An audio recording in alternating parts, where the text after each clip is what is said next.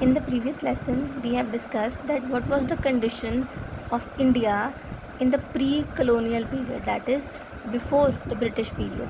Today, we will be starting that what was the condition of the various sectors of India after independence, immediately after independence. Agriculture on the eve of independence. We will be doing the condition of agriculture on the eve of independence. इसमें से short you will get 3 marks question. ठीक है, you will get 3 marks question from this topic. So the first thing that we will be doing is land tenure system. Agriculture हमारे independence पे characterized था land tenure system से या फिर ज़मींदारी system से. अब ज़मींदारी सिस्टम होता क्या है? ज़मींदार थे ओनर्स ऑफ द लैंड, ठीक है, और जो फार्मर्स हैं जो उगा रहे हैं अनाज वो क्या थे? वो टेनेंट थे, मतलब वो सिर्फ रेंट पे कर रहे थे, ठीक है. ज़मींदार क्या करता था? ज़मींदार टैक्स कलेक्ट करता था फार्मर से और वही जो टैक्स है वो किसको डिपॉजिट कर देता था? ब्रिटिशर्स को. तो प्रॉब्लम क्या थी इसमें प्रॉब्लम ये थी कि जो ये टैक्स था, ठीक है, जो ये टैक्स था उसका जो अमाउंट था वो बहुत ज़्यादा था, ठीक है, that was a lot of amount. So land tenure system था. What is land tenure system? Under this system zamindars were the owners of land, farmers were just tenant, वो सिर्फ रेंट पे काम करते थे, ठीक है, and zamindar collects revenue from the farmers and deposit to the Britishers. What was the problem ये थी कि जो ये रेवेन्यू था, जो ये टैक्स था, उसका अमाउंट बहुत ज़्यादा था एंड मोर ओवर ब्रिटिशर्स जो थे वो फार्मर्स को वो टैक्स के बदले में कोई फैसिलिटी भी नहीं दे रहे थे, ठीक है.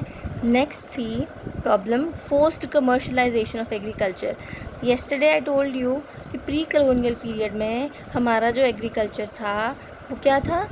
Subsistence agriculture. जितना हमें चाहिए था, अपने लिए चाहिए था, हम लोग ग्रो करते थे, खाते थे, ख़त्म. पर जो ब्रिटिशर्स आए उन्होंने क्या करा? दे कमर्शलाइज्ड एग्रीकल्चर को बिज़नेस बनाया. कैसे बनाया? ठीक है, they was shift from subsistence farming to commercial farming. और क्या ग्रो करने के लिए कहते थे ब्रिटिशर्स? कैश क्रॉप्स ग्रो करने के लिए कहते थे. कौन कौन से कैश क्रॉप्स? कैश क्रॉप्स क्या होते हैं? Cash crops are the crops which can be easily converted into cash, जैसे कॉटन और इंडिगो, ठीक है. इनको फटाफट से कैश में कन्वर्ट किया जा सकता है, इनको बेचा जा सकता है जल्दी से, ठीक है. अभी कैश क्रॉप्स उगाने के लिए फार्मर एग्री क्यों करता था? फार्मर इसलिए एग्री करता था बिकॉज उसको ज़्यादा पैसे पे होते थे कैश क्रॉप्स को ग्रो करने के लिए, ठीक है.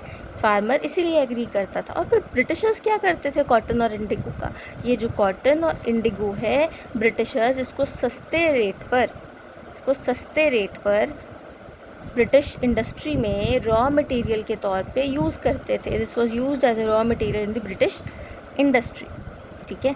तो फार्मर्स को क्या नुकसान था भाई इसका? फार्मर्स को ये नुकसान था कि जब इंडिगो क्या होता है? नील होता है. आपने 9th और 10th स्टैंडर्ड में पढ़ा होगा कि जिस भी लैंड के ऊपर इंडिगो उगाया जाता है उसकी फर्टिलिटी बिल्कुल ख़त्म हो जाती है. वहाँ पे आप कुछ और नहीं उगा सकते हैं. जहाँ पे भी नील उगाते हैं वहाँ पे आप कुछ और नहीं उगा सकते हो, ठीक है. सो ये इसका एक नुकसान था कैश क्रॉप्स का, ठीक है. नेक्स्ट है लैक ऑफ इरिगेशन. जो हमारा एग्रीकल्चर था at the time of independence, उसमें there was lack of irrigation. Irrigation क्या होता है? इरिगेशन पानी है, ठीक है. इरिगेशन इज़ ऑल अबाउट कि आप पानी दे रहे हो खेत को. अब वो किस पे डिपेंड करते थे? इंडियंस भी डिपेंड करते थे मॉनसून के ऊपर, ठीक है. जिस साल मॉनसून अच्छा हो गया, ठीक है, उस साल तो लॉटरी निकल गई, ठीक है. बट जिस साल आपका मॉनसून अच्छा नहीं आया उस साल नहीं कुछ भी प्रोड्यूस होगा. So there was lack of irrigation due to which जो प्रोडक्टिविटी थी वो बहुत लो थी, ठीक है. Good monsoon meant good output and bad monsoon meant bad output. Lack of technology. Pre colonial period में जो लोग थे वो सबसिस्टेंस के लिए उगाते थे, ठीक है, मतलब जो हाथ से ही उगाते थे वही चीज़ें अंत तक भी चलती रही, ठीक है. There was lack of technology. कोई ट्रैक्टर्स, मशीन्स, इस तरह की टूल्स यूज़ नहीं होते थे ग्रो करने के लिए. मैनुअली ही सारा काम होता था. नेग्लिजिबल यूज़ ऑफ फर्टिलाइज़र्स, ठीक है. अब टाइम के जो लोग थे उन लोगों के दिमाग में ये था कि हम लोग अगर फर्टिलाइज़र्स यूज़ करेंगे तो क्रॉप को नुकसान पहुंचेगा, ठीक है। तो इसलिए वो फर्टिलाइज़र्स को यूज़ नहीं करते थे, ऑर्गेनिक फार्मिंग करते थे। There was negligible use of fertilisers. तो अगर 1 एकड़ ऑफ लैंड, अगर मेरे पास 1 एकड़ है लैंड का और उस पर 20 किलो अनाज उगा सकती हूँ, मैं 20 किलो अनाज उगा रही हूँ, अगर फर्टिलाइज़र यूज़ करूँगी तो 200 किलो उगेगा इसके ऊपर, ठीक है, फर्टिलाइज़र्स के साथ। तो we were not using fertilisers, जिसकी वजह से जो प्रोडक्टिविटी थी लैंड की वो क्या थी, बहुत लो थी। नेक्स्ट है हाई डिग्री ऑफ अनसर्टेनिटी।